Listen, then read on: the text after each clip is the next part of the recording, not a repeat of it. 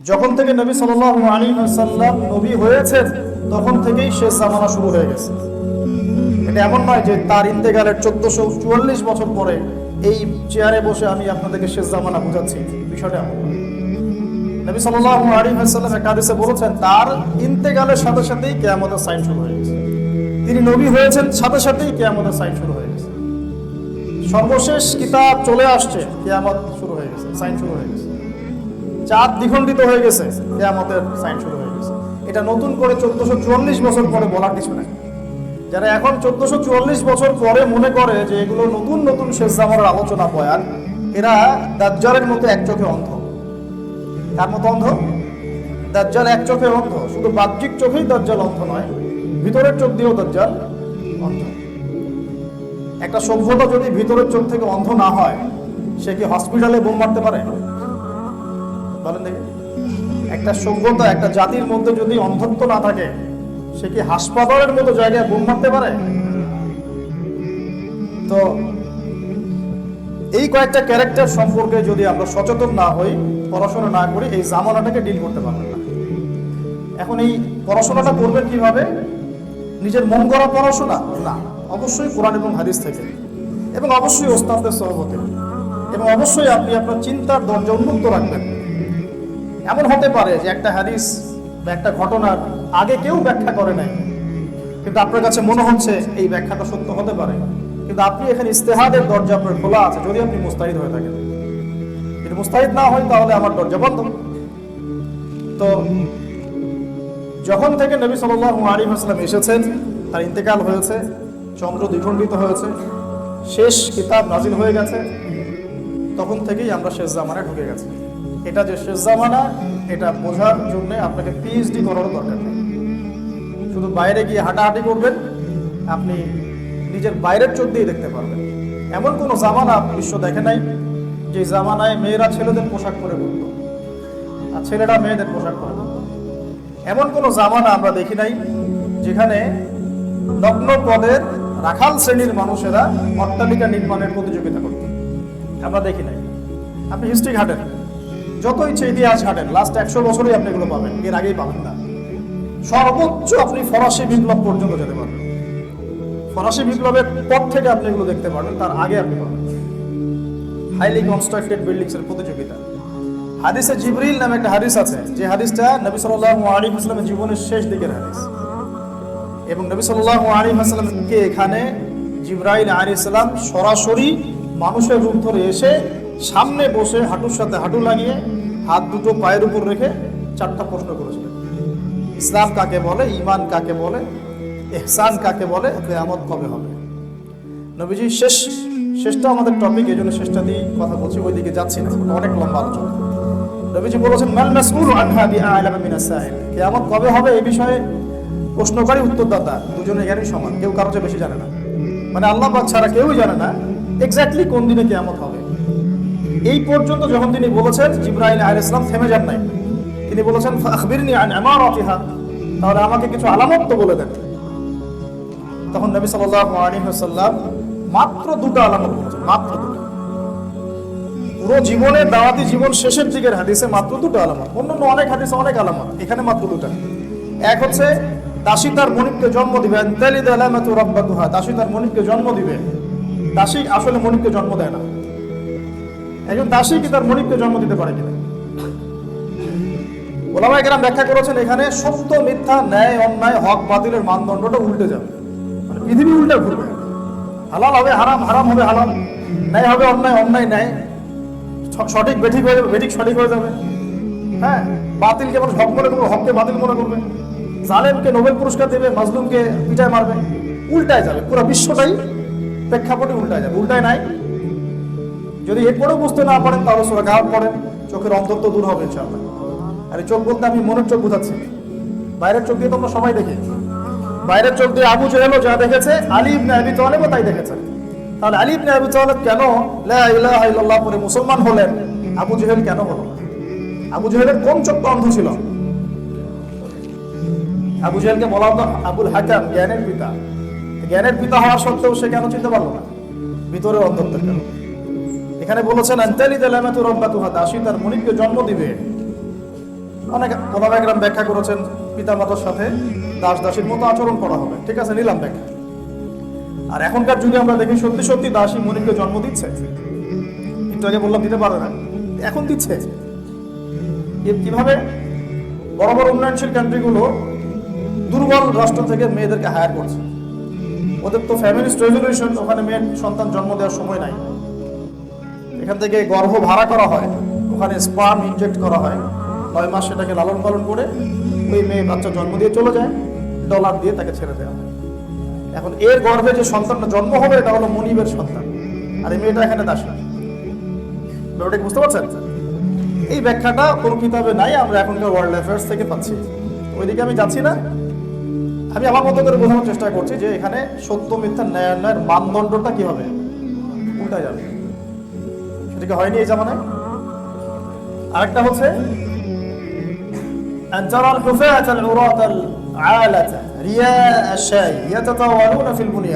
যখন আপনি দেখবেন যে সমাজের সবচেয়ে নিম্ন শ্রেণীর খালি পায়ের, খালি গায়ের, মানে নগ্ন দেহ নগ্ন পা এবং রাখাল শ্রেণীর মানুষ, যে কোনো মাদ্রাসায় গিয়ে ওলামায়ে কেরামদেরকে জিজ্ঞাসা করেন ইয়াতাতাওয়ালুনা মানে কি। ইয়াতাতাওয়ালুনা মানে শুধু বিল্ডিং বানানো না, বিল্ডিং বানানোর প্রতিযোগিতা করা। আপনার 10 তো আমার 12, আপনার 15 আমার 20, আপনার 50 আমার 60, মালয়েশিয়া একটা 95 একটা 97, ওই টুইন টাওয়ার এত তো আমারটা এত। আরবের কান্ট্রিগুলো যার আগে যে তেল ছিল না, যখন তেল যখন পাওয়া যায়নি, মাটির নিচে ছিল, বেদুইনের মতো জীবনযাপন করে, জাস্ট লাইক বেদুইন।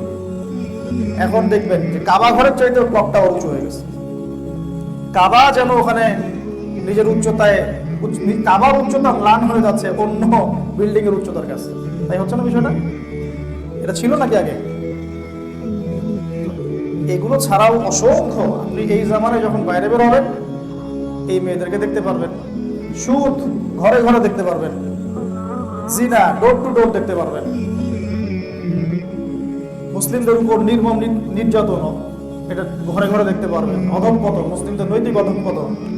এমন হাদিস আসছে যে মসজিদে মানুষ নামাজ পড়বে, একজনও ইমানদার থাকবে না, এমন যুগ আসবে।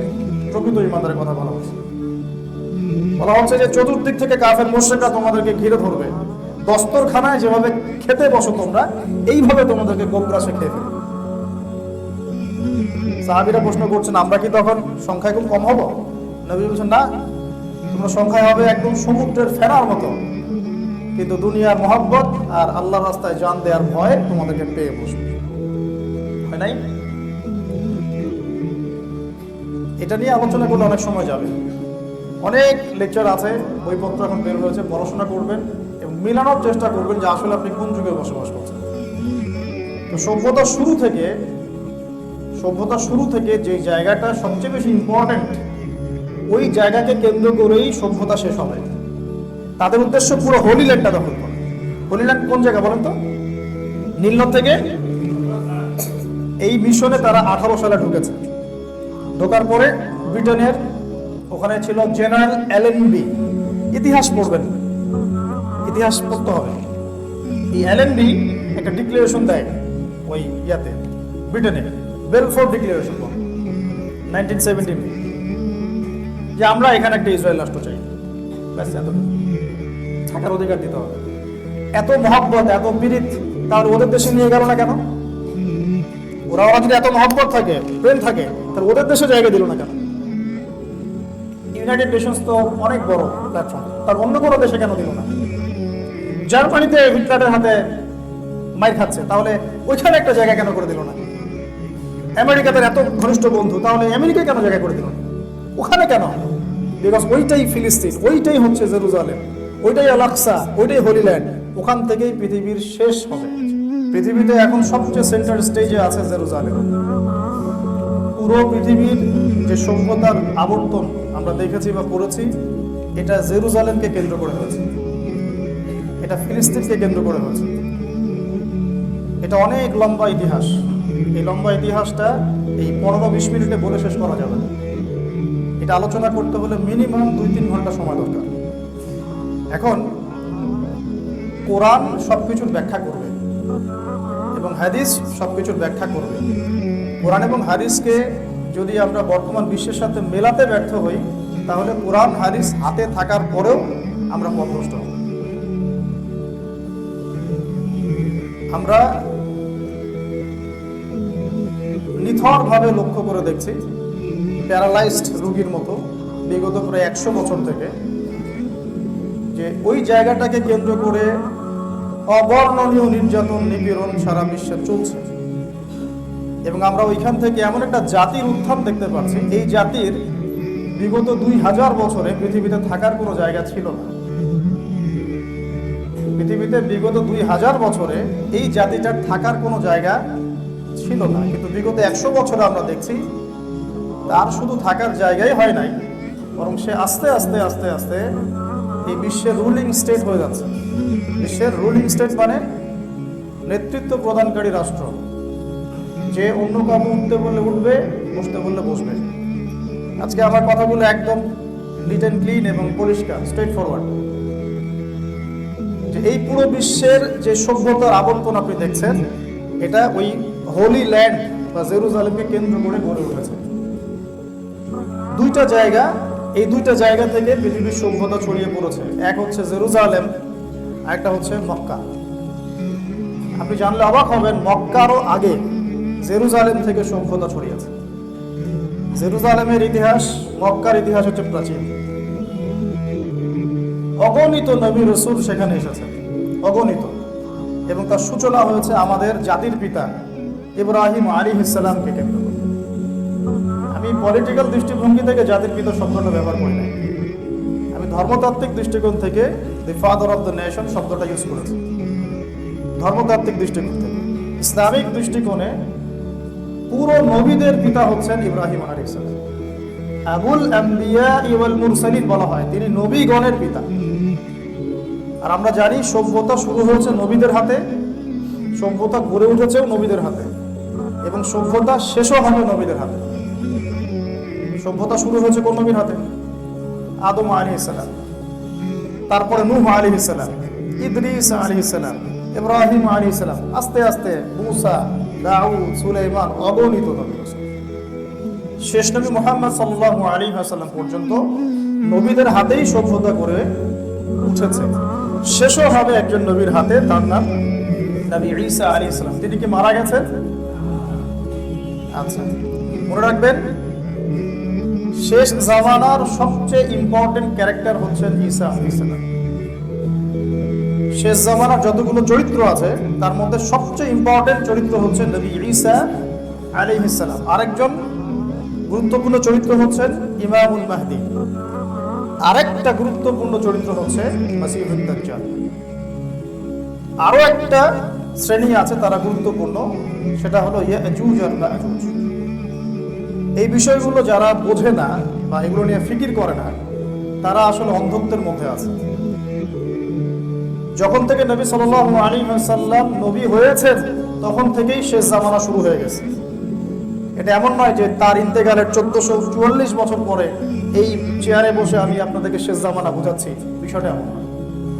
নবী সাল্লাল্লাহু আলাইহি ওয়াসাল্লাম এক হাদিসে বলেছেন, তার ইন্তেকালের সাথে সাথেই কিয়ামতের সাইন শুরু হয়ে গেছে। তিনি নবী হয়েছেন, সাথে সাথেই কিয়ামতের সাইন শুরু হয়ে গেছে। সর্বশেষ কিতাব চলে আসছে, কিয়ামত শুরু হয়ে গেছে, সাইন শুরু হয়ে গেছে। চাঁদ দ্বিখণ্ডিত হয়ে গেছে, কিয়ামতের সাইন শুরু হয়ে গেছে। এটা নতুন করে 1444 বছর পরে বলার কিছু নেই। যারা এখন 1444 বছর পরে মনে করে যে এগুলো নতুন নতুন শেষ জামানার আলোচনা বয়ান, এরা দাজ্জালের মতো এক চোখে অন্ধ। তার মতো অন্ধ? দাজ্জাল এক চোখে অন্ধ। শুধু বাহ্যিক চোখেই দাজ্জাল অন্ধ নয়, ভিতরের চোখ দিয়েও দাজ্জাল অন্ধ। একটা সভ্যতা যদি ভিতরের চোখ থেকে অন্ধ না হয়, সে কি হসপিটালে বোম মারতে পারে?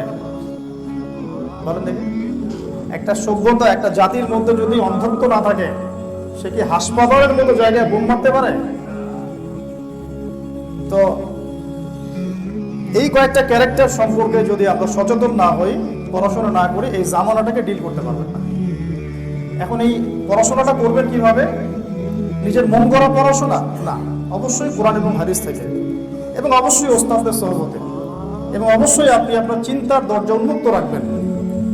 এমন হতে পারে যে একটা হাদিস একটা ঘটনার আগে কেউ ব্যাখ্যা করে নাই, কিন্তু আপনার কাছে মনে হচ্ছে এই ব্যাখ্যাটা সত্য হতে পারে, কিন্তু আপনি এখানে ইস্তেহাদের দরজা আপনার খোলা আছে যদি আপনি মুস্তাহিদ হয়ে থাকেন। যদি মুস্তাহিদ না হয় তাহলে আমার দরজা বন্ধ। তো যখন থেকে নবী সাল্লাল্লাহু আলাইহি ওয়াসাল্লাম এসেছেন, তার ইন্তেকাল হয়েছে, চন্দ্র দ্বিখণ্ডিত হয়েছে, শেষ কিতাব নাজিল হয়ে গেছে, তখন থেকেই আমরা শেষ জামানায় ঢুকে গেছি। এটা যে শেষ জামানা এটা বোঝার জন্য আপনাকে পিএইচডি করারও দরকার নেই। শুধু বাইরে গিয়ে হাঁটাহাঁটি করবেন, আপনি নিজের বাইরের চোখ দিয়ে দেখতে পারবেন। এমন কোনো জামানা বিশ্ব দেখে নাই যে জামানায় মেয়েরা ছেলেদের পোশাক পরে পড়ত আর ছেলেরা মেয়েদের পোশাক পরে পড়ত। এমন কোনো জামানা আমরা দেখি নাই যেখানে নগ্ন পদের রাখাল শ্রেণীর মানুষেরা অট্টালিকা নির্মাণের প্রতিযোগিতা করত, আমরা দেখি নাই। আপনি হিস্ট্রি ঘাটেন, যত ইচ্ছে ইতিহাস ঘাটেন, লাস্ট 100 বছরই আপনি এগুলো পাবেন, এর আগেই পাবেন না। সর্বোচ্চ আপনি ফরাসি বিপ্লব পর্যন্ত যেতে পারবেন, ফরাসি বিপ্লবের পর থেকে আপনি এগুলো দেখতে পারবেন, তার আগে আপনি পাবেন। হাইলি কনস্ট্রাক্টেড বিল্ডিংস এর প্রতিযোগিতা। হাদিসে জিবরিল নামে একটা হাদিস আছে, যে হাদিসটা নবী সাল্লাল্লাহু আলাইহি ওয়াসাল্লামের জীবনের শেষ দিকের হাদিস, এবং নবী সাল্লাল্লাহু আলাইহি ওয়াসাল্লামকে এখানে জিবরাইল আলাইহিস সালাম সরাসরি মানুষের রূপ ধরে এসে সামনে বসে হাঁটুর সাথে হাঁটু লাগিয়ে হাত দুটো পায়ের উপর রেখে 4টা প্রশ্ন করেছিলেন। ইসলাম কাকে বলে, ঈমান কাকে বলে, ইহসান কাকে বলে, কিয়ামত কবে হবে। নবীজি শেষটা আমাদের টপিক, এই জন্য শেষটা দিয়ে কথা বলছি, ওইদিকে যাচ্ছি না, ওটা অনেক লম্বা আলোচনা। নবীজি বলেছেন মাল মাসউলু আনহা বিআলামা মিনাস সাইল, কিয়ামত কবে হবে এই বিষয়ে প্রশ্নকারী উত্তরদাতা দুজনে জ্ঞানী সমান, কেউ কারো চেয়ে বেশি জানে না। মানে আল্লাহ পাক ছাড়া কেউই জানে না এক্স্যাক্টলি কোন দিনে কিয়ামত হবে। এই পর্যন্ত যখন তিনি বলেছেন, জিবরাইল আলাইহিস সালাম থেমে যান নাই, তিনি বলেছেন ফাখবিরনি আন আমারাতিহা, তাহলে আমাকে কিছু আলামত তো বলে দেন। তখন নবী সাল্লাল্লাহু আলাইহি ওয়াসাল্লাম মাত্র 2টা আলামত বলেছেন, মাত্র 2টা। পুরো জীবনের দাওয়াতি জীবন শেষের দিকের হাদিসে মাত্র 2টা আলামত, অন্যান্য অনেক হাদিসে অনেক আলামত, এখানে মাত্র 2টা। এক হচ্ছে দাসী তার মনিবকে জন্ম দিবে, তালিদ আলামাতু রাব্বাতুহা, দাসী তার মনিবকে জন্ম দিবে। দাসী আসলে মনিবকে জন্ম দেয় না, একজন দাসী কি তার মনিবকে জন্ম দিতে পারে কিনা? ওলামায়ে কেরাম ব্যাখ্যা করেছেন এখানে সত্য মিথ্যা, ন্যায় অন্যায়, হক বাতিলের মানদণ্ডটা উল্টে যাবে, মানে পৃথিবী উল্টে ঘুরবে। হালাল হবে হারাম, হারাম হবে হালাল, ন্যায় হবে অন্যায়, অন্যায় ন্যায়, সঠিক বেঠিক হয়ে যাবে, বেঠিক সঠিক হয়ে যাবে। হ্যাঁ, বাতিলকে মানুষ হক মনে করবে, হককে বাতিল মনে করবে, জালেমকে নোবেল পুরস্কার দেবে, মাজলুমকে পিটায় মারবে, উল্টায় যাবে। পুরো বিশ্বটাই প্রেক্ষাপটে উল্টায় যাবে। উল্টায় নাই, যদি এরপরেও বুঝতে না পারেন তাহলে সূরা কাহফ পড়েন, চোখের অন্ধত্ব দূর হবে ইনশাআল্লাহ। আর এই চোখ বলতে আমি মনের চোখ বোঝাচ্ছি, বাইরের চোখ দিয়ে তোমরা সবাই দেখি। বাইরের চোখ দিয়ে আবু জেহেলও যা দেখেছে, আলী ইবনে আবি তালেবও তাই দেখেছে। তাহলে আলী ইবনে আবি তালেব কেন লা ইলাহা ইল্লাল্লাহ পড়ে মুসলমান হলেন, আবু জেহেল কেন হলো না? আবু জেহেলের কোন চোখটা অন্ধ ছিল? আবু জেহেলকে বলা হতো আবুল হাকাম, জ্ঞানের পিতা। জ্ঞানের পিতা হওয়া সত্ত্বেও সে কেন চিনতে পারলো না? ভিতরের অন্ধত্বের কারণে। এখানে বলেছেন আনতালিদ আলামাতু রাব্বাতুহা, দাসী তার মনিবকে জন্ম দিবে। অনেক ওলামায়ে কেরাম ব্যাখ্যা করেছেন পিতামাতার সাথে দাস দাসীর মতো আচরণ করা হবে, ঠিক আছে, নিলাম ব্যাখ্যা। আর এখনকার যুগে আমরা দেখি সত্যি সত্যি দাসী মনিবকে জন্ম দিচ্ছে। একটু আগে বললাম দিতে পারে না, এখন দিচ্ছে। কিভাবে? বড় বড় উন্নয়নশীল কান্ট্রিগুলো দুর্বল রাষ্ট্র থেকে মেয়েদেরকে হায়ার করছে। ওদের তো ফ্যামিলিস্ট রেজলিউশন, ওখানে মেয়ের সন্তান জন্ম দেওয়ার সময় নাই, এখান থেকে গর্ভ ভাড়া করা হয়, ওখানে স্পার্ম ইনজেক্ট করা হয়, 9 মাস সেটাকে লালন পালন করে ওই মেয়ে বাচ্চা জন্ম দিয়ে চলে যায়, ডলার দিয়ে তাকে ছেড়ে দেয়। এখন এর গর্ভে যে সন্তানটা জন্ম হবে এটা হলো মনিবের সন্তান, আর এই মেয়েটা এখানে দাসী। ব্যাপারটা বুঝতে পারছেন? এই ব্যাখ্যাটা কোনো কিতাবে নাই, আমরা এখনকার ওয়ার্ল্ড অ্যাফেয়ার্স থেকে পাচ্ছি। ওইদিকে আমি যাচ্ছি না, আমি আমার মতো করে বোঝানোর চেষ্টা করছি যে এখানে সত্য মিথ্যা ন্যায় অন্যায়ের মানদণ্ডটা কি হবে, উল্টা যাবে। সেটাকে হয়নি এই জামানায়। আরেকটা হচ্ছে أن ترى الحفاة العراة العالة رياء الشاي يتطاولون في البنيان, যখন আপনি দেখবেন যে সমাজের সবচেয়ে নিম্ন শ্রেণীর খালি পায়ের, খালি গায়ের, মানে নগ্ন দেহ নগ্ন পা এবং রাখাল শ্রেণীর মানুষ, রিয়া আশাই ইয়াতাতাওয়ালুনা ফিল বুনিয়ান। যে কোনো মাদ্রাসায় গিয়ে উলামায়ে কেরামদেরকে জিজ্ঞাসা করেন ইয়াতাতাওয়ালুনা মানে কি? ইয়াতাতাওয়ালুনা মানে শুধু বিল্ডিং বানানো না, বিল্ডিং বানানোর প্রতিযোগিতা করো। আপনার 10 তো আমার 12, আপনার 15 আমার 20, আপনার 50 আমার 60, মালয়েশিয়া একটা 95 একটা 97, ওই টুইন টাওয়ার এত তো আমারটা এত। আরবের কান্ট্রিগুলো যার আগে যে তেল ছিল না, যখন তেল যখন পাওয়া যায়নি, মাটির নিচে ছিল, বেদুইনের মতো জীবনযাপন, জাস্ট লাইক বেদুইন। এখন দেখবেন যে কাবা ঘরের চাইতে ক্লকটা উঁচু হয়ে গেছে। কাবা যেন ওখানে নিজের উচ্চতায়, কাবার উচ্চতা ম্লান হয়ে যাচ্ছে অন্য বিল্ডিং এর উচ্চতার কাছে। তাই হচ্ছে না বিষয়টা? এটা ছিল নাকি আগে? এগুলো ছাড়াও অসংখ্য, আপনি এই জামানায় যখন বাইরে বের হবেন এই মেয়েদেরকে দেখতে পারবেন, সুদ ঘরে ঘরে দেখতে পারবেন, জিনা ডোর টু ডোর দেখতে পারবেন, মুসলিমদের উপর নির্মম নির্যাতন এটা ঘরে ঘরে দেখতে পারবেন, অধঃপতন, মুসলিমদের নৈতিক অধঃপতন। এমন হাদিসে আসছে যে মসজিদে মানুষ নামাজ পড়বে, একজনও ইমানদার থাকবে না, এমন যুগ আসবে। প্রকৃত ইমানদারের কথা বলা হচ্ছে।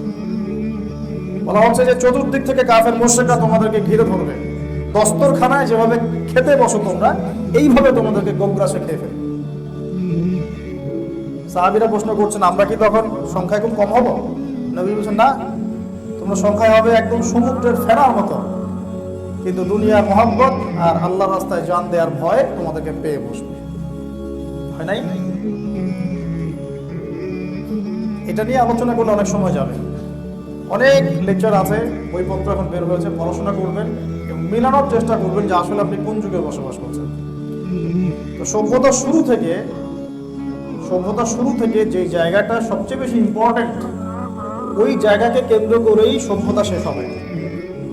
সভ্যতা শুরু থেকে ইম্পর্টেন্ট কেন, ওইটা একটা বিষয় আলোচনা করছি, আর সভ্যতা কিভাবে শেষ হবে সেটাও একটা আলোচনা করছি। সভ্যতা শেষ হবে ওই জায়গা থেকে, আগে এটা শোনেন। এই হিউম্যান সভ্যতা, এই মানব সভ্যতাটা শেষ হবে ওই জায়গায় কেন্দ্র করে। কিভাবে? যতক্ষণ পর্যন্ত ওই জায়গায় মাসিহুদ দাজ্জাল বের না হচ্ছে ওই কন্টিনেন্টের মধ্যে, এবং তার অনুসারীদেরকে নিয়ে সে বিশ্বটাকে শাসন না করছে, ততদিন পর্যন্ত কিয়ামত হচ্ছে না। আমার কথা ক্লিয়ার? বুঝতে পারছেন কি কথা? যতদিন পর্যন্ত মাসিহুদ দাজ্জাল মানুষের রূপে বের হয়ে ওই জায়গাকে কেন্দ্র করে, হোলি ল্যান্ডের কথা বলছি আমি, কিন্তু শুধু গাজা নিয়ে কথা বলছি না। হোলি ল্যান্ড মানে হচ্ছে পুরো নীল নদ থেকে শুরু করে ফোরাত নদী পর্যন্ত, নীল নদ থেকে শুরু করে ফোরাত মানে Euphrates, river Nile, from river Nile to river Euphrates, এই পুরো জায়গাটার কথা বলছি। এটা হলো হোলি ল্যান্ড, পবিত্র ভূমি। কি নাম? পবিত্র ভূমি, হোলি ল্যান্ড। এই জায়গা থেকে যতক্ষণ না দাজ্জাল এবং তার ফলোয়ার্সরা ওয়ার্ল্ডকে রুল করছেন, ততক্ষণ পর্যন্ত কিয়ামত আপনি দেখতে পাবেন। এবং সে কাকে নিয়ে শাসন করবে এটাও হাদিসে চলে আসছে, জিউসদেরকে নিয়ে। জিউস মানে কারা? ইহুদি জাতি। কে কে তাকে অনুসরণ করবে? অনেকগুলো হাদিস ঘাটলে পাওয়া যায়। ইহুদিরা 1, 2, এমন এক শ্রেণীর মহিলা যাদেরকে ঘরে রাখা যাবে না, বোঝা যায় কিছু? আচ্ছা। আর এমন এক শ্রেণীর মানুষ যারা হবে মুনাফিক, এরা বেসিক্যালি দাজ্জালকে ফলো করবে। এবং সে 40 দিন বিশ্ব শাসন করবে।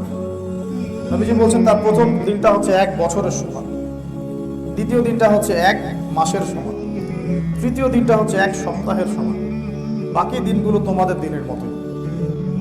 ভাবতে হবে না কিভাবে একদিন 1 বছরের সমান হতে পারে? যদি সত্যি সত্যি বাহ্যিকভাবে 1 বছরের সমান হয়, তার মানে কি? তার মানে পৃথিবীর গতি কি কমে যাবে না থেমে যাবে? কিছু একটা তো হবে তাহলে।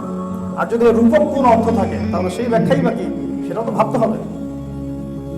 আমরা তো ভাবনা চিন্তা বাদ দিয়ে দিছি সেই 400-500 বছর আগ থেকে।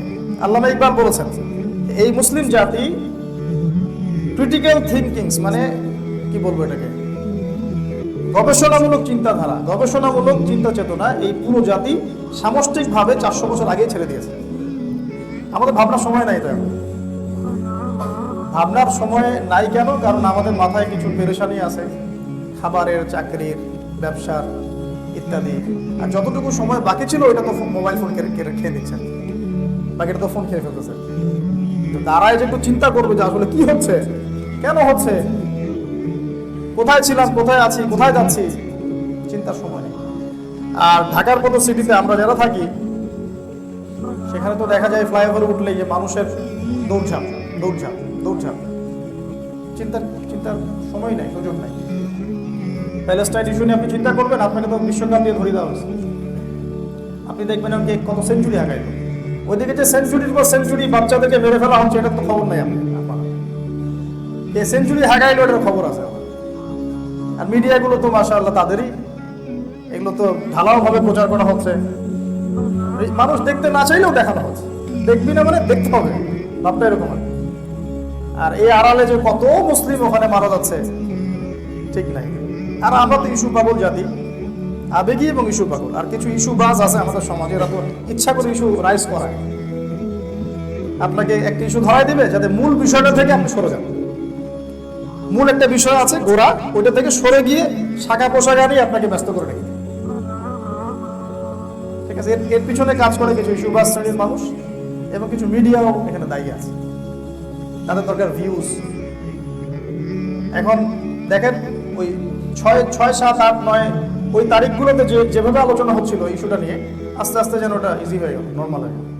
এখন এটার সংখ্যা আছে কত, আজকে 6,000 মারা গেছে, কালকে কত হয়েছিল, কালকে 5,500, আগামীকাল দেখবেন আজকে 6,300 আমাদের ভাইদেরকে মেরে ফেলছে, বাচ্চাগুলোকে মেরে ফেলছে, এই পর্যন্ত। এখন অনেকে বলতে পারেন যে এখানে বলেই বাকি হবে, আমি তো জানি বলে কিছু হবে না, ওই পরিসরে আমি কিছু করতে পারবো না, কিন্তু সচেতনতা তো তৈরি করতে হবে আমাদের। আমরা তো জানি না কিয়ামত কবে হবে, তাই বলে কি আমরা আমাদের জীবনে প্রিপারেশন নিব না? আমরা তো জানি যে আমরা মাসিহুদ দাজ্জালের সাথে লড়তে পারবো না, দাজ্জালকে আপনি মারতেও পারবেন না, তাকে মারবে ঈসা আলাইহিস সালাম। তার আগ পর্যন্ত মুসলমানরা তার সাথে লড়াইয়ে পেরে উঠবে না, তাই বলে কি তারা লড়াই করা ছেড়ে দিবে? এরা হচ্ছে নেগেটিভ মাইন্ডসেটের মানুষ, এটা হচ্ছে মনস্তাত্ত্বিকভাবে পরাজিত, বুদ্ধিবৃত্তিক পরাজয় বলি আমরা এটাকে, বুদ্ধিবৃত্তিক পরাজয়। আগেই সারেন্ডার করে ফেলে যে আমার তো কিছু করার নাই।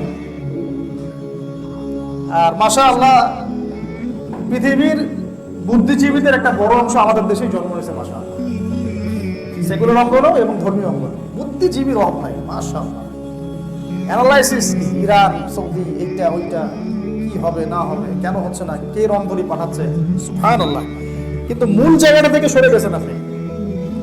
মূল জায়গাটা হচ্ছে ওই জায়গাটা হোলি ল্যান্ড, এবং এই হোলি ল্যান্ডটা ছিল আগে জিউসদের, মানে জিউস বলতে বোঝাচ্ছে এখানে বনু ইসরাইলের। বনু ইসরাইলের এখনকার জিউস কিন্তু এক না, আমি আপনাকে বোঝানোর জন্য বোঝালাম। বনু ইসরাইল ওই সময়কার মুসলিম সম্প্রদায়ের নাম ছিল, আর জিউস পরে হয়েছে, ইহুদি নাম পরে হয়েছে যখন তারা ঈসা আলাইহিস সালামকে অস্বীকার করেছে এবং আমাদের নবীকে অস্বীকার করেছে। ওই জায়গায় তারা শাসন করতো এক সময়, অনেক বছর আগের কথা, তারা ওই জায়গাটা শাসন করত। আল্লাহ পাক তাদেরকে শর্ত দিয়েছিলেন, তোমরা যদি ভালো থাকো এই জায়গা তোমাদের, যদি ভালো না হও, ফাসাদ সৃষ্টি করো, এখান থেকে তোমাদেরকে শাস্তি দিয়ে বের করে দেবে। এবং ওরা বারংবার আল্লাহ পাকের আদেশটাকে লঙ্ঘন করেছে, এমন ভাবে লঙ্ঘন করেছে যে নবীদেরকে পর্যন্ত জবাই করে হত্যা করেছে, বুঝতে পারছেন? নবীদেরকে পর্যন্ত মসজিদের মধ্যেই জবাই করে হত্যা করে ফেলেছে, এরকম জাতি। তো সে একটা বাচ্চা, মুসলিম বাচ্চাকে মারতে কি তার কলিজা কাঁপবে? কাঁপবে না, স্বাভাবিক। সে নবীদেরকে হত্যা করা জাতি। তো আল্লাহ পাকের আযাব যখন চলে আসলো, কয়েক দফা এদেরকে আল্লাহ পাক এমন শাস্তি দিলেন অন্য বড় জালেমের হাতে, তারা পৃথিবীতে থাকার কোনো জায়গা পেল না। হিস্ট্রিটা আমি একটু পরে বলবো ছোট করে, থাকার কোনো জায়গা পেল না।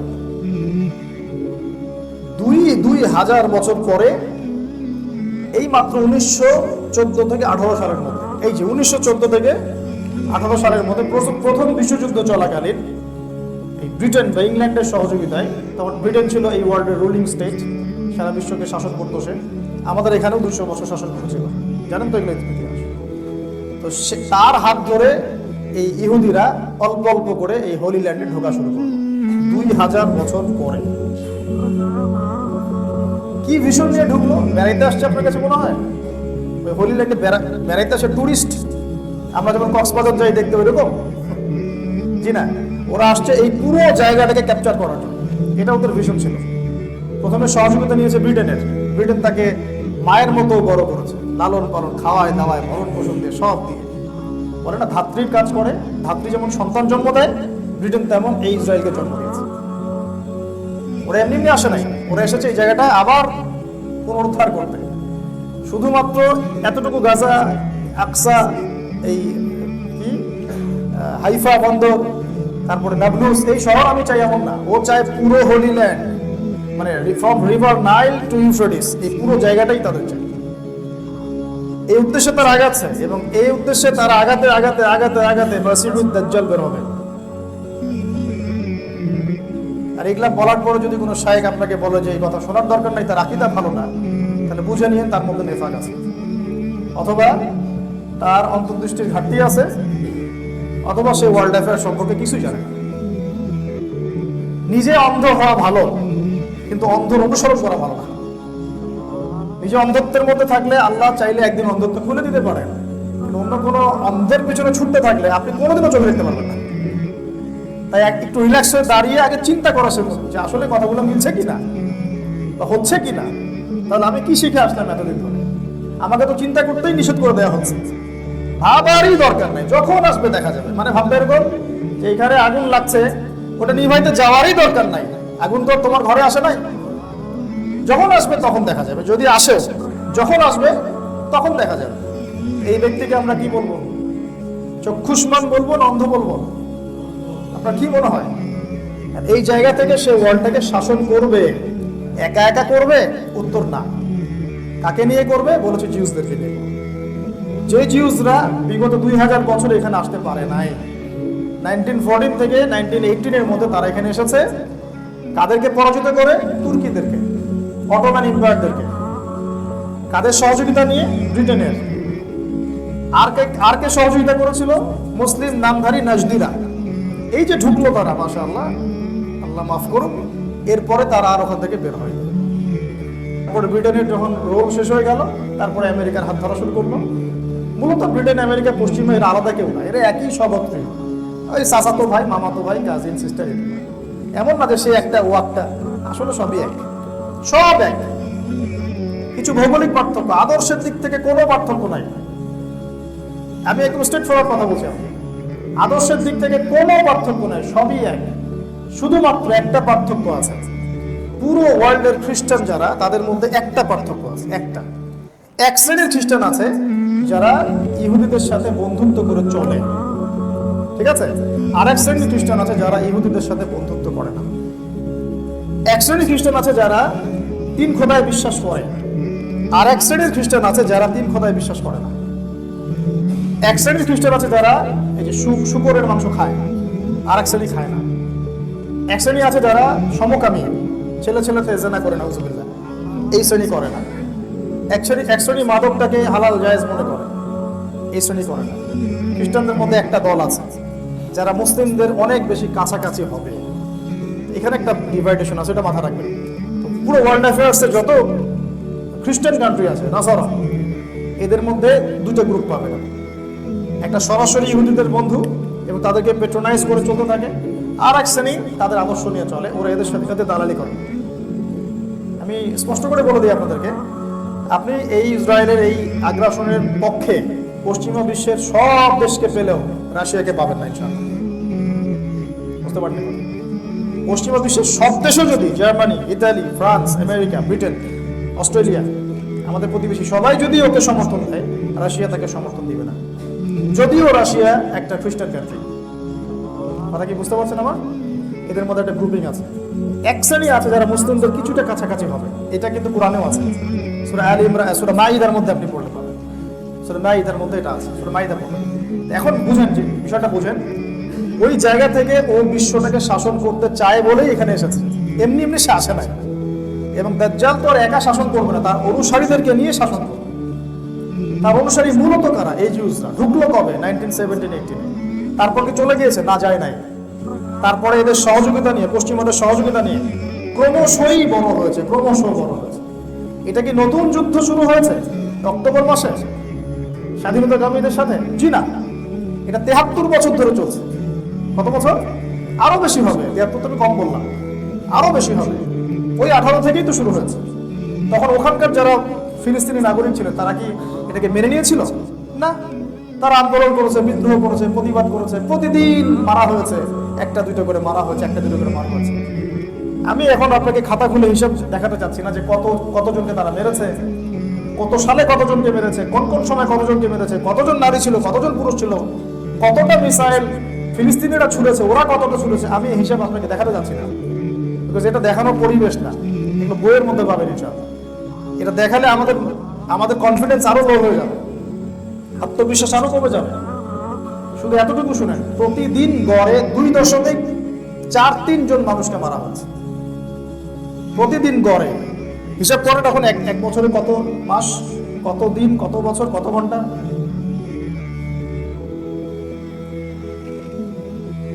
বাড়িঘর উচ্ছেদ তো আছেই, বাড়িঘর উচ্ছেদ, কৃষিক্ষেত দখল করা, জলপাই গাছ কেটে ফেলা, মেয়েদেরকে উঠিয়ে নিয়ে যাওয়া। আমি তো ছোট্ট মেয়েটাকে নিয়ে যে আপনাদের এখানে আসছি, আপনার আমার মেয়েকে যদি কেউ উঠিয়ে নিয়ে যায় আপনি কি করবেন? তখন আপনি কতটা সিরিয়াস হবেন? আপনার আমার ছোট্ট একটা বাচ্চা, আপনার তো ঘরে ছোট বাচ্চা আছে, আমার ঘরে ছোট বাচ্চা আছে, একটা বাচ্চা আমার আছে, এখন বয়স 2 মাসও হয়নি, একটা বাচ্চা আছে আমার বয়স 1.5 বছর হয়নি। এখন এইটুকু বাচ্চাকে যখন দেখবেন যে আপনি বোমা মেরে মাথার খুলি উড়িয়ে দিচ্ছে, আপনি তখন কি করবেন? আপনি কি তখন শান্তি চুক্তির কথা বলবেন, না আপনার যা আছে তাই নিয়ে ছাপিয়ে পড়বেন? এখন তারা সেই কাজটাই করছে। এই কাজটা করার পরে যদি কিছু মানুষ এদেরকে সন্ত্রাসী বলে, এরা যে পাক্কা মুনাফিক এই বিষয়ে কোনো সন্দেহ নাই। সে যেই হোক না কেন, যত বড় ডিগ্রিধারী শায়েখ হোক না কেন, সে শায়েখ হোক আর ইকোনমিক নেতা হোক আর রাজনৈতিক নেতা হোক, হুএভার হি ইজ, সে যদি এই মাজলুম মানুষদেরকে বলে এরা টেরোরিস্ট, সন্ত্রাসী, এর চেয়ে বড় মুনাফিক এই পৃথিবীতে কেউ নেই। আরে ভাই, কিছু করতে পারি না পারি, মৌন সম্মতি তো আপনাকে দিতে হবে। আমি কিছু করতে পারবো না, আমি জানি, এবং আমি এখানে আপনাকে লেকচার দিয়ে হয়তো আপনিও কিছু করতে পারবেন না, কিন্তু আপনি তো বিশ্বাসটাকে শক্ত জায়গায় রাখবেন। একটা জাতির উপরে বিগত 100 বছর থেকে আপনি প্রতিদিন তাদের বাড়িঘর উচ্ছেদ, মা বোনদেরকে ধর্ষণ, ভাইদেরকে হত্যা, শিশুদেরকে বোম মেরে হত্যা করতেই আছেন। এখন এই অত্যাচারগুলো সহ্য করতে না পেরে ওরা যদি হাতে অস্ত্র ধরে নেয় তখন আপনি তাকে সন্ত্রাসী বলবেন? সেই হিসেবে তো আমরাও সন্ত্রাসী ছিলাম 71 সালে। আমরা কি সন্ত্রাসী ছিলাম?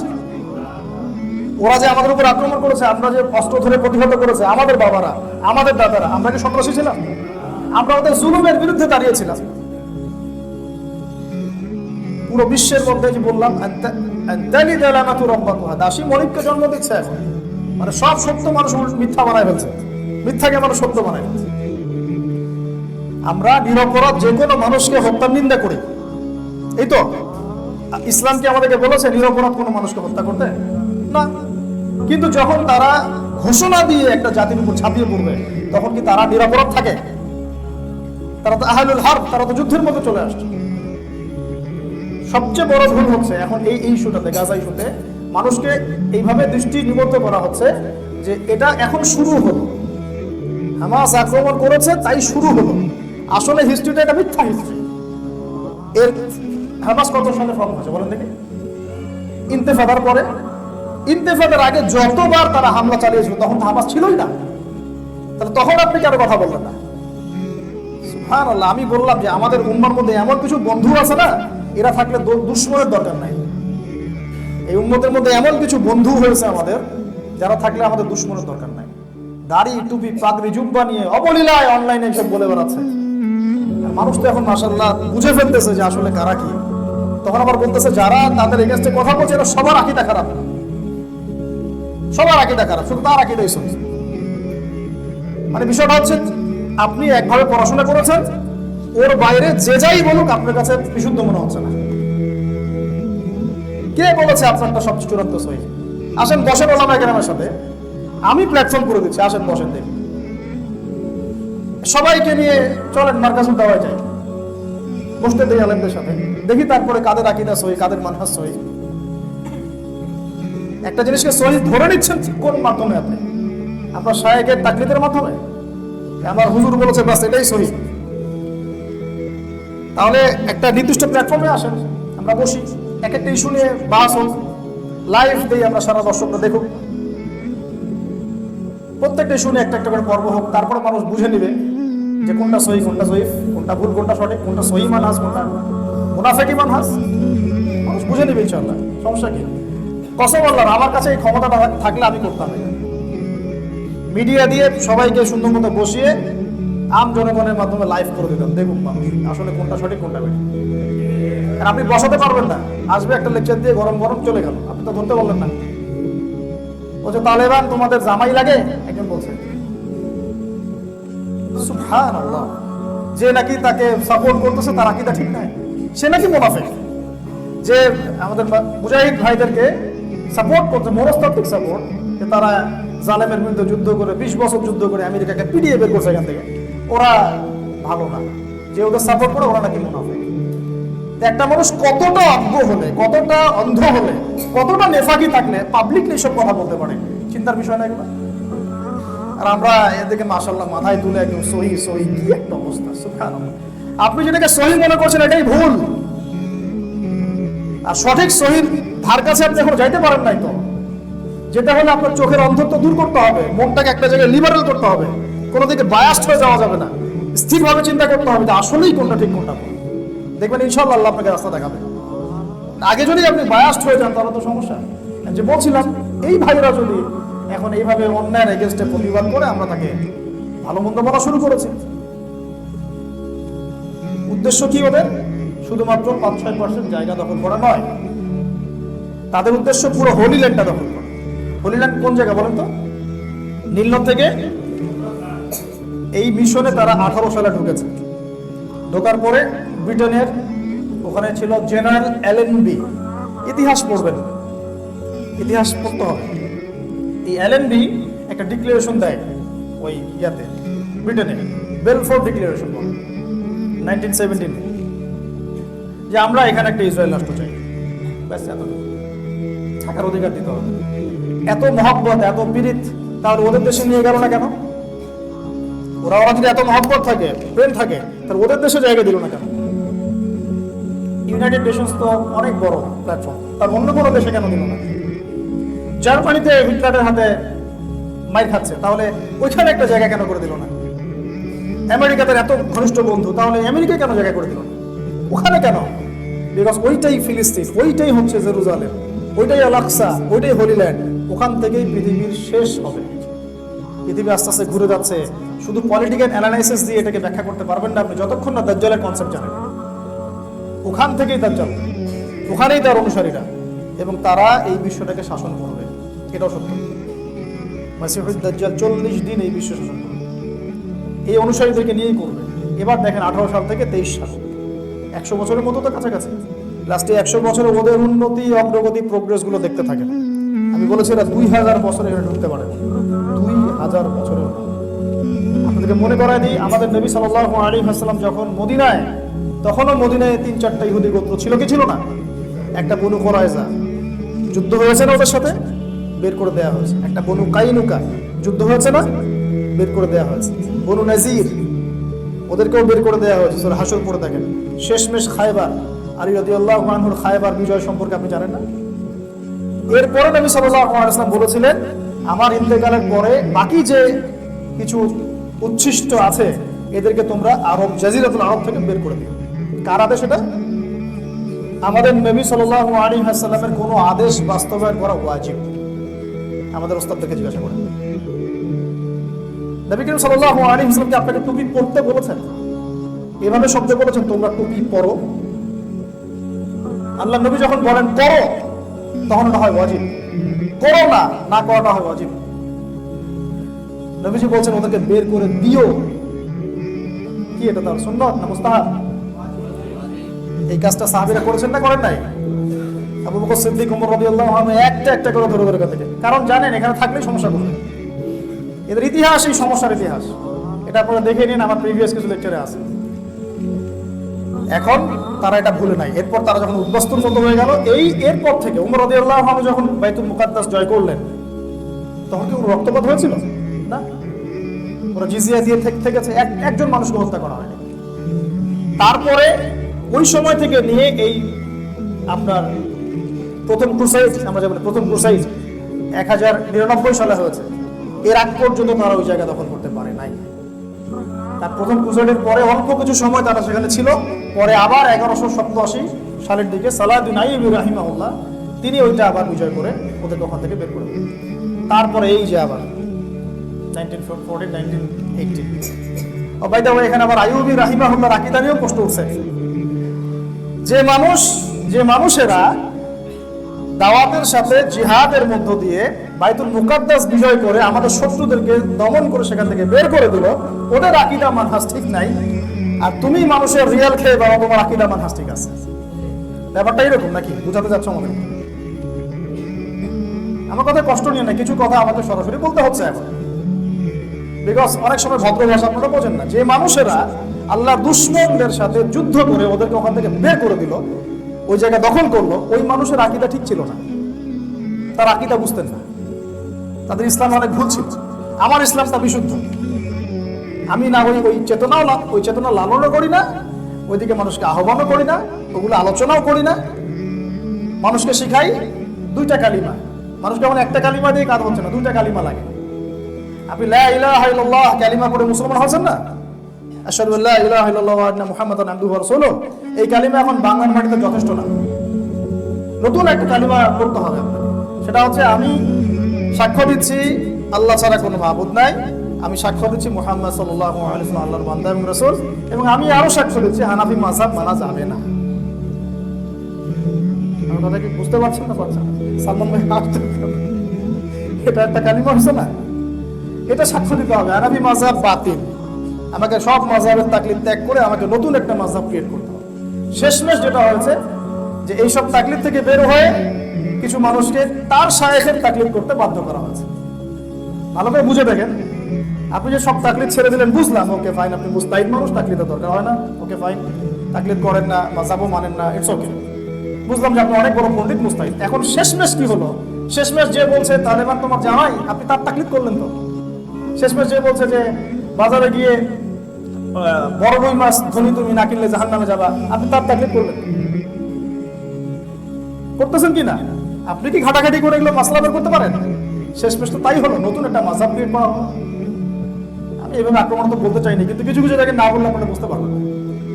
আদতে যে ইসলামটা আমরা চর্চা করছিলাম এটা বিশুদ্ধ, কিছু কিছু বিষয় হয়তো ইখতিলাফ থাকতে পারে, এটার জন্য আমরা মত পার্থক্যে যাইনি, তারপরেও সবাই আমরা এক ছাতার নিচে আছি।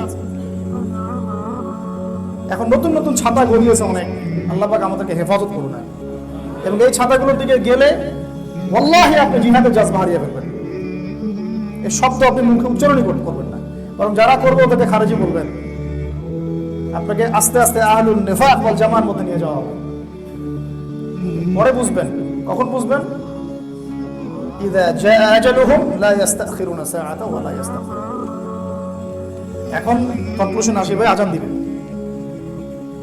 তারা এখানে বসে থাকে নাই, লাস্টে 100 বছরে প্রথমে ওদের হাত ধরে তারপর আমেরিকা, আস্তে আস্তে জায়গা বাড়ি, আস্তে আস্তে 6%, 12%, 20%, এই উপত্যকা ওই উপত্যকা, এই ইন্তিফাদা হতে হতে হতে হতে প্রায় 97 বছর হয়ে যাচ্ছে, 95-97 বছর। তারা এখন প্রায় 76% জায়গার মালিক। বাকি এতটুকু জায়গা বাকি। এইদিকে অবরুদ্ধ, গাজা তো দেখেছেন অবরুদ্ধ, এতটা অবরুদ্ধ যে মিশর যদি বলে আমি বর্ডার খুলবো না, ব্যাস ওরা আর কিছু করতে পারবে। আর মাশাআল্লাহ এই মুনাফিকরা সেটাও করেছে, তারা বলছে আমরা ত্রাণ পর্যন্ত দিতে দিব। আর দুই একটা ত্রাণে কি এসে যায়? আমাদের উচিত আসলে তাদের কাছে এগুলো পাঠানো, কিন্তু আমরা তো পাঠাতে পারছি না, তাই না? যাদের সামর্থ্য আছে তারা যদি এখানে কিছু ত্রাণ পাঠায়ও, ওদের এটাতে কি যায় আসে? দুই একবেলা খেতে পারবে, এতটুকু তো। ওরা কি বলছে জানে? ওদের ভয়েসটা এমন যে আমরা তোমাদের ত্রাণ চাই না, আমরা তোমাদের খেজুর চাই না, আমরা তোমাদের সহানুভূতি চাই না, আমরা তোমাদের চোখের পানি চাই না, আমরা তোমাদের কাছ থেকে অস্ত্র চাই, অস্ত্র যা দিয়ে আমরা এদের সাথে যুদ্ধ করতে পারি। তারা এই কথা বলছে, আমার চোখের পানির কোনো প্রয়োজন নাই, আমার খেজুরেরও তার দরকার নেই। আল্লাহ পাক এই 90 বছর যদি ওদেরকে বাঁচিয়ে রাখতে পারেন, আল্লাহ রিজিকের ব্যবস্থা করবেন। ওদের ভাষণটা এখন এরকম। তো এই পাশে তো বন্ধ মিশর, ওইদিকে ওয়েস্টার্ন ব্যাংক, এদিকে আছে জর্ডান। জর্ডানের বাচ্চা মানে আমেরিকার কুকুর, সোজা সামনে বলবো, পারপাটস অফ ইউএসএ। ও বলছে না, আমি বর্ডার খুলবো না। দূরে আমরা লক্ষ লক্ষ মাইল দূরে এখানে ব্যথা ফিল করতেছি না, পাশে আশপাশের মানুষের খবর নেই। বলছে ওটা অভ্যন্তরীণ সমস্যা, তোমরা সামাল দাও। এটা কি মুসলিম উম্মার অভ্যন্তরীণ সমস্যা? ওই জায়গায় কি শুধু তাদের, না পুরো মুসলিম উম্মার? আপনি আমাকে বলেন, আমাদের কেবলা কয়টা ছিল? আগে ওখানে নামাজ পড়েছিল 16 মাস, ওটা আমাদের পবিত্র জায়গা না? ওখানে 1 রাকাত নামাজ পড়লে 700 রাকাতের নেকি হয়। ওখানে যে ব্যক্তি 2 রাকাত নামাজ পড়েছে তার গুনাহ মাফ। ওইখানে আল্লাহ রাসূল সাল্লাল্লাহু আলাইহি ওয়াসাল্লাম মক্কা থেকে ওখানে গিয়ে সমস্ত নবীদেরকে নিয়ে ইমামতি করেছেন। তার বোরাক বাঁধা ছিল, ওখান থেকে আল্লাহ পাক নিয়েছেন তাকে আরশের হাউজিংয়ের কাছাকাছি। আমাকে একটা কথা বলেন, যদি এই আক্রমণটা যদি মক্কায় হতো, কাবা ঘরে হতো, আপনি কি চুপ করে বসে থাকতেন? নাকি লাইভে এসে বলতেন আমার কি করার আছে? অভিনয় করে করে বলতেন আমার কি করার আছে? কথা বলার অ্যাক্টিং দেখলে মনে হয় যে নচিকেতা কলকাতার অভিনয় করতেছে। এত ফটল ফটল ইংরেজিতে করার কি দরকার? আমরা ইংরেজি বুঝি না? দু এক লাইন ইংলিশে ফটল ফটল করে কি বোঝাতে চাচ্ছেন আপনি? আমাদের কি করার আছে? বলছে যে যতবার নাকি ফিলিস্তিনিরা প্রতিবাদ করেছে ততবারই তারা ল্যান্ড হারিয়েছে। প্রতিবাদ করার আগেই তো তারা 60% ল্যান্ড আগেই হারিয়ে ফেলেছে। এই খবর তো জানেনই না, বেওয়াকুফ কথাটা। প্রতিবাদ করার আগে তো যখন তারা চুপচাপ ছিল, শান্তিপ্রিয়, তখনই তো ল্যান্ড হারিয়ে ফেলছে। মনে করেন, এক্সাম্পল দিচ্ছি, আমার কথাকে নেগেটিভলি নিয়েন না, বাংলাদেশকে যদি কেউ আক্রমণ করে, আল্লাহ না করুক, মনে করেন উত্তরবঙ্গ দখল করে ফেললো, এখন কি আমরা ভয়ে বসে থাকবো যে আমরা যদি আক্রমণ করি ওরা যদি আবার পুরো ঢাকাও দখল করে ফেলে? আপনি কি এভাবে চিন্তা করবেন? কখনোই না। আমাদের দেশের সেনাবাহিনীর একজন সদস্য বাকি থাকা পর্যন্ত ফাইট করতে থাকবে। করবে কি না? নিঃসন্দেহে করবে। 71 সালে করা হয় না? যদি না করা হতো তাহলে কি এই জায়গাটা দখল করে ফেলতো না? এটাই তো একটা নীতি, যারা বুক ফুলিয়ে বাঁচতে চায় এভাবেই বাঁচে। তো বলছে কি করার আছে, ওরা যত আগাবে ততই ল্যান্ড হারাবে। হারানোর বাকি আছে কি? এখন হারানোর কি বাকি আছে? অ্যাটলিস্ট আমাদের শহীদদের সংখ্যা তো পাচ্ছে। হ্যাঁ, এখানে শান্তি চুক্তির কি কি আলোচনা হতে পারে? একটা শান্তি চুক্তি আলোচনা হতে পারে, সেটা হচ্ছে পুরো জমি ফেরত দিতে হবে, দিয়ে যেখান থেকে আসছো ওখানে চলে যাবো, তাহলে শান্তি। ঠিক আছে, যেখান থেকে আসছো তোমরা, যাদের হাত ধরে আসছো ওদের দেশে চলে যাও, আমাদের জমি আমাদেরকে ফেরত দাও, তাহলে শান্তি। আর জানি তারা এটা কখনো মানবে? এই যে বললাম শেষমেশ কি ফলাফলটা এখানে যাবে, ওরা তো এসেছেই পুরোটা দখল করতে। ওরা কখনো এটা করবে না। প্রয়োজনে পুরো শক্তি নিয়ে তারা আক্রমণ করে একটা শিশুকেও বাকি রাখবে না, মেরে ফেলবে। একটা শিশুকেও না, কারণ ওরা জানে এরা বড় হলে আবার আমাদের এগেনস্টে অস্ত্র ধরবে। অবশ্যই তো ধরবে। যখন আপনাকে যদি আপনার সামনে যদি আপনার বাবাকে টেনে হেসড়ে নিয়ে যাওয়া হয়, আপনি ভিতরে একটা ক্ষোভ লালন করবেন না যে আমার বাবাকে এভাবে নিয়ে গেছে আমার সামনে থেকে, আমি যেদিন বড় হবো তোকে দেখে দিব। এটা করবেন কি না আপনি? এটা অ্যাভেলেবেল হয়ে গেছে ওদের কাছে, তো ওরা কেন এগ্রেসিভ হবে না? অনেক পয়েন্ট আছে, একটা লেকচারে তো সব পয়েন্ট আলোচনা করতে পারবো না। এখানে আমরা মাজলুমদের পক্ষ নিব, জালেমদের না। কিছু করতে পারি না পারি, অ্যাটলিস্ট মাজলুমদের জন্য মন থেকে দোয়া করবো, তাদের পক্ষ নিব, প্রত্যেক নামাজে ওদের জন্য দোয়া করবো, ব্যথাটাকে ফিল করব, মানুষকে সচেতনতা সৃষ্টি করব, হক কথাটা স্পষ্ট করব। যদি পসিবল হয়, আমরা যদি ত্রাণ কালেক্ট করতে পারি, আমরা ত্রাণ পাঠাবো। কিছু মানুষের কত মানুষ যে আছে ভাই বাংলাদেশে, মাথাও খারাপ হয়ে যায় মনে হয়। বলছে ভাই এসব কথা বলে কি দরকার, আপনি যান না কেন জিহাদে? মানে ভাবটা এমন যে এটা সৌদি থেকে রিয়াল আসার মতোই সহজ। ওয়েস্টার্ন ব্যাংকে আসলাম, আমি নিয়ে কালেক্ট করে নিয়ে চলে আসলাম। এই সুযোগ যদি থাকতো, এই সুযোগ যদি ওপেন থাকতো সারা ওয়ার্ল্ডে, বাংলাদেশ থেকে কেন পুরো বিশ্বের বিভিন্ন জায়গা থেকে লাখ লাখ যুবক যেত কি না? যেত কি যেত না? যেত। কিছু মেয়েলি ঝগড়া আছে, এগুলো ওদের শেখ শিখায় দেয়। এটা বলবা, যদি এটা বলে তাহলে এটা বলবা, তুই যাস না কেন? ঠিক আছে। আরে ভাই, একজন ভাই যাইতে পারে না, সে তো তার কথা বলতেছে। রে ভাই, একজন ভাই যাইতে পারে না, যাওয়ার তামান্না আছে, যাইতে পারে না, কথা তো বলতেছে অ্যাটলিস্ট। তুই তো একটা কথা বলস না, আর যে কথা বলে তারে তুই খারাজি বলস। ভাই ঢাকায় ভাষায় কথা বলতেছি, এগুলো আমরা আলোচনা করি তো আমাদের মধ্যে আর কি, দিদি ভাই আমরা ফ্যামিলি মেম্বাররা।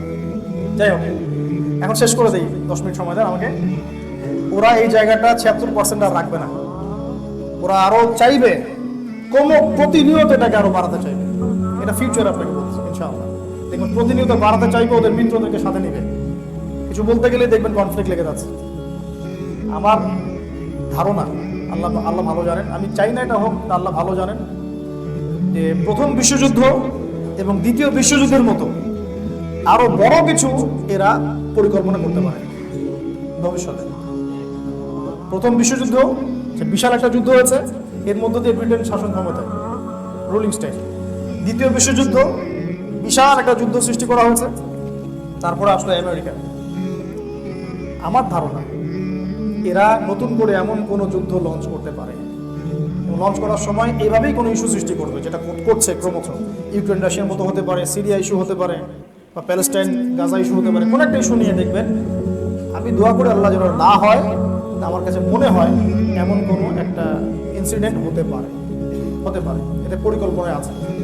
উদ্দেশ্যটা হচ্ছে ওদের ওই স্টেট অফ ইসরায়েলকে পৃথিবীর বুকে রুলিং স্টেট হিসেবে নিয়ে আসে।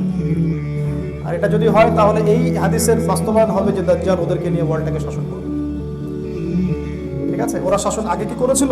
উত্তর হ্যাঁ, আগে করেছিল। কখন? দাউদ আলাইহিস সালামের সময়। আরেকবার কখন করেছে? সুলাইমান আলাইহিস সালামের সময়। তখন তারা ভালো ছিল, তখন তারা ভালো মুসলিম ছিল, এবং আল্লাহ পাক তাদেরকে ওই জায়গার দায়িত্ব দিয়েছিলেন। কিন্তু আল্লাহ কোরআনে বলেছেন সূরা বনী ইসরাঈলে, লা তুফসিদুনা ফিল আরদি মাররাতাইন, তোমরা দুইবার এই জমিনে ফাসাদ সৃষ্টি করবে। একবার যখন তারা ফাসাদ সৃষ্টি করলো, সুদ খায়, নবীদেরকে হত্যা করে, আল্লাহর আদেশ মানে না, আল্লাহ পাক নেবুজাত নেজার নামে একজন শাসককে ওদের উপর চাপিয়ে দিয়েছিলেন।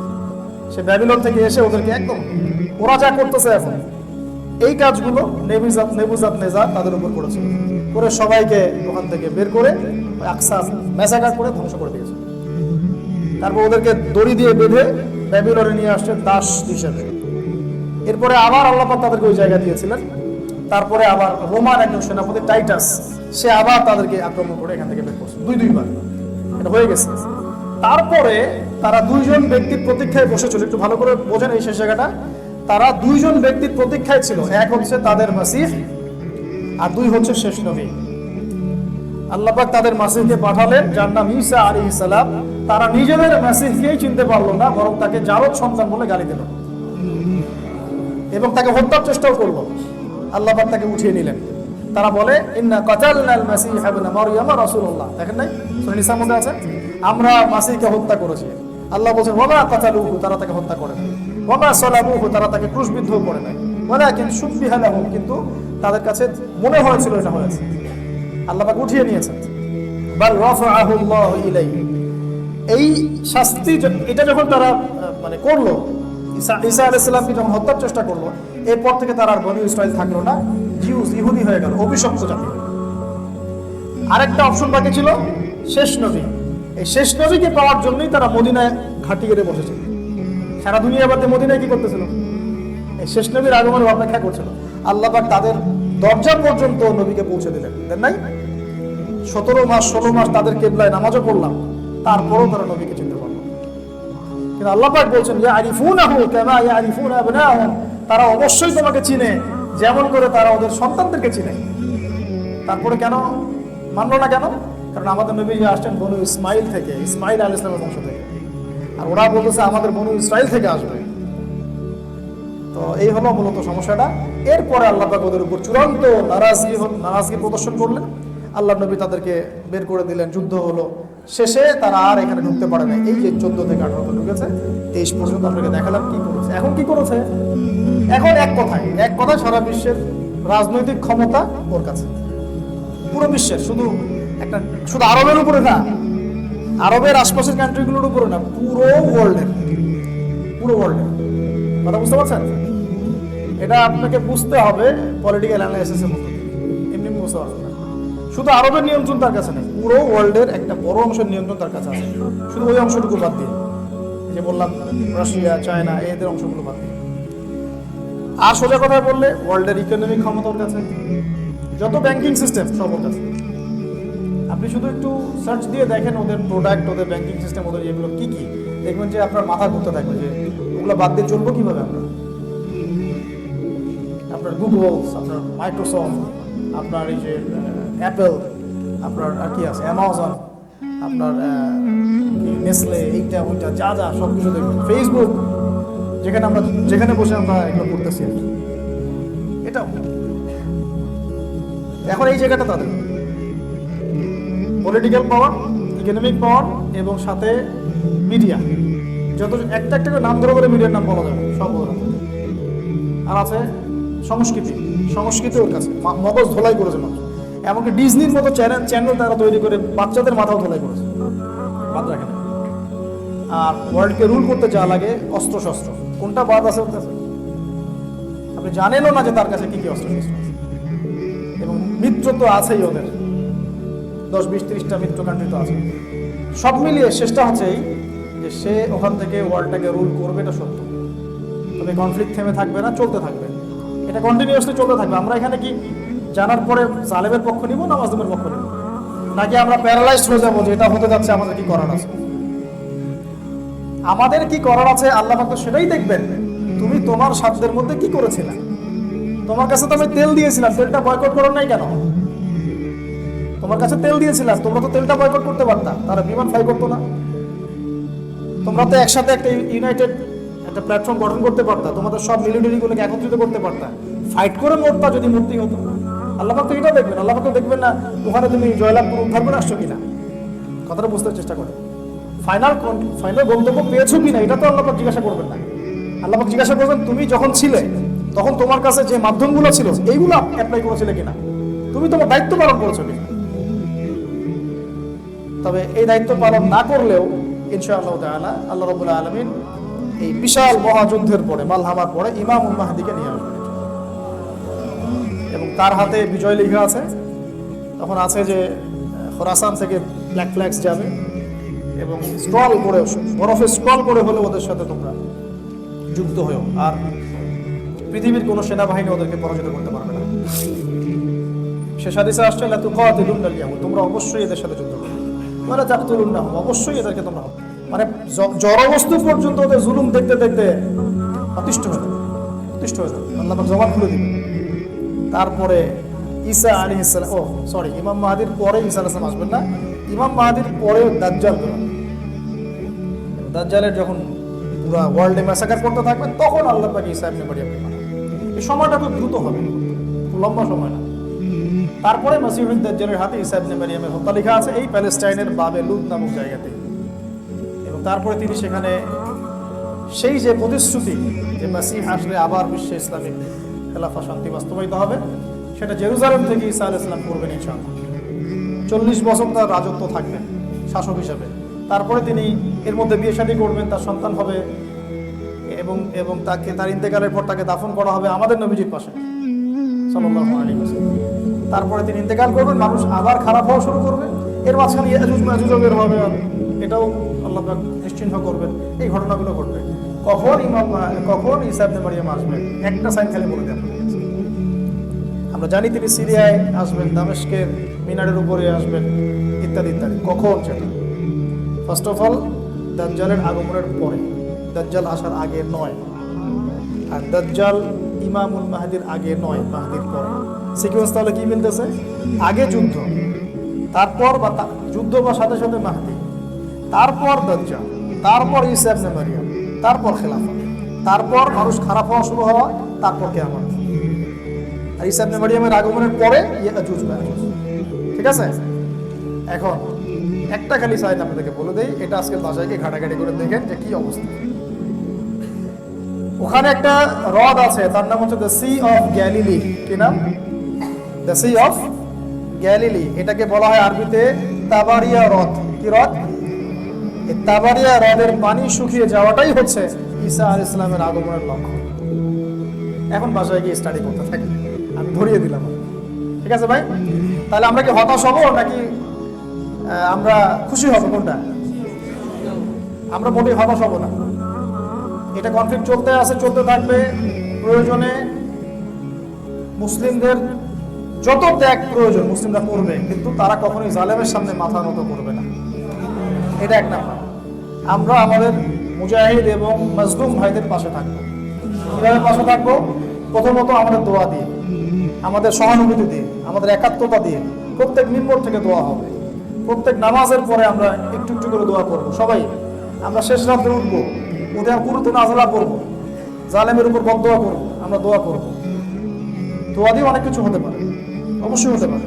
এরপর যদি আমাদের সামর্থ্য থাকে, আমরা তাদের ব্যথাটাকে অনুভব করে তাদের কাছে কিছু সাহায্য, ত্রাণ, খাবার, পানি কিছু হলেও পৌঁছানোর চেষ্টা করতে পারি। আর যদি আল্লাহ পাক আরো বড় কোনো ক্ষমতা দেন, তখন আমরা পররাষ্ট্র মন্ত্রণালয় থেকে এক চাপ দিয়ে হলো জাতিসংঘের এর বিরুদ্ধে আমরা কথা বলবো। যেমনটা কথা বলা হচ্ছে আলহামদুলিল্লাহ, অ্যাটলিস্ট আমাদের গভর্নমেন্ট 8-10টা মুনাফেক গভর্নমেন্টের মধ্যে কাজ করে না, সরাসরি বলেছে আমরা ফিলিস্তিনের পাশে আছি, বলেছে তো অ্যাটলিস্ট, ব্যাস অ্যাটলিস্ট কথা তো বলেছে কিছু একটা। এমন তো না যে বলে নাই আমরা বর্ডার বন্ধ করে দিব, আমরা না এটা ওদের অভ্যন্তরীণ সমস্যা, ওরা সামাল দেয়, এইসব কথা তো বলি নাই। আরো ইমানদার কোনো নেতা থাকে তাহলে আরো বড় চাপ দিবে ইনশাআল্লাহ। যদি পারতো মুসলিমরা ঐক্যবদ্ধ হতে, ইউনাইটেড একটা প্ল্যাটফর্ম গঠন করতে, শক্তিশালী মুসলিম রাষ্ট্রগুলা ওদের অয়েলগুলো, তেলগুলো বন্ধ করে দিত, হ্যাঁ, ওদের পণ্যগুলো বয়কট করা শুরু করতো, দেখতেন সব সিধা হয়ে গেছে। 25% মুসলিম আছে সারা ওয়ার্ল্ডে, এই 25% মুসলিম যদি ওদের পণ্যগুলো বয়কট করে ফেলায়, ওদের ব্যবসা বন্ধ হয়ে যাবে। ওই ব্যবসা দিয়ে, ওই ব্যবসার লাভের টাকা দিয়ে তারা বুলেট কেনে, অস্ত্র কিনে, ওই অস্ত্র আমার বাচ্চার গায়ে তারা বন্দী করে। আমাদের অনেক কিছুই করার আছে, আল্লাহ পাক আমাদেরকে করার তৌফিক দান করবেন। অ্যাটলিস্ট আমরা আরশের মালিকের কাছে আমাদের দোয়া করতে থাকি, এবং এটাই সময় নিজেকে ইসলাহ সংশোধন করার, যে আল্লাহ যেন আমাদেরকে ইসলাহ সংশোধন দান করেন, সিরিয়াস হওয়ার, বিশ্বের পরিস্থিতি সম্পর্কে, আমাদের অবস্থান সম্পর্কে, সামনে কি হতে যাচ্ছে এগুলো সম্পর্কে চোখ কান খোলা রাখা, এবং আমরা নিজেরা ইমানি দিক থেকে একে প্রস্তুত হওয়ার চেষ্টা করি। এবং এই আলোচনাগুলো বেশি বেশি হওয়া দরকার, যাতে আমাদের পরের প্রজন্ম এই অপদার্থ প্রজন্ম হিসেবে গড়ে না ওঠে। আমার ছেলে, আমার মেয়ে, আমার ছেলের বয়স 2.5 বছর, ও যে ফেসবুকে স্ক্রল করতে, আমি স্ক্রল করছিলাম একটু, গাজা নিউজ দেখছিলাম, তো বলছে যে বাবা এমন এমন কেন করতেছে, কে মারলো বাবুটাকে, ছোট মানুষ কি করবে? বললাম যে শয়তান মারছে, তুমি যখন বড় হবা তুমি এই শয়তানদেরকে মারবা। কথা বুঝতে পারেন নাই? এভাবে মানুষ করতে হবে। শয়তান এই ছোট ছোট বাচ্চাগুলোকে মেরে ফেলছে, তুমি যখন বড় হবা তুমি এই শয়তানগুলোকে মেরে ফেলবে। আমরা আমাদের গোড়া থেকে শক্ত হবো ইনশাআল্লাহ। আর এটাই সময় ইমানদার আর মুনাফিক চিনে ফেলার, ভিতরে যে মুনাফিকগুলো আছে এগুলোকে চিনে ফেলেন, তাহলে অনেক দেরি হয়ে যাবে আপনাদের। পরে দেখবেন যে এই তাবেদারি দালালি করতে করতে ওদের আপনাকে জাহান্নামের কিনারে নিয়ে চলে গেছে। ওয়াল্লাহি মাজলুমরা খারাজি না, ওয়াল্লাহি মাজলুমদের আকীদা নষ্ট এমন না, মাজলুমরা ঠিক জায়গায় আছে, ওদের আকীদা মানহাজ ঠিক আছে, ওরা সঠিক কাজটাই করতেছে। এই কাজই করা উচিত ছিল শুরু থেকে, যদি করতে পারতাম তাহলে আজকে এই দিন দেখতে হতো না। আল্লাহ পাক আমাদের সবাইকে কথাগুলো বোঝার তৌফিক দান করুন।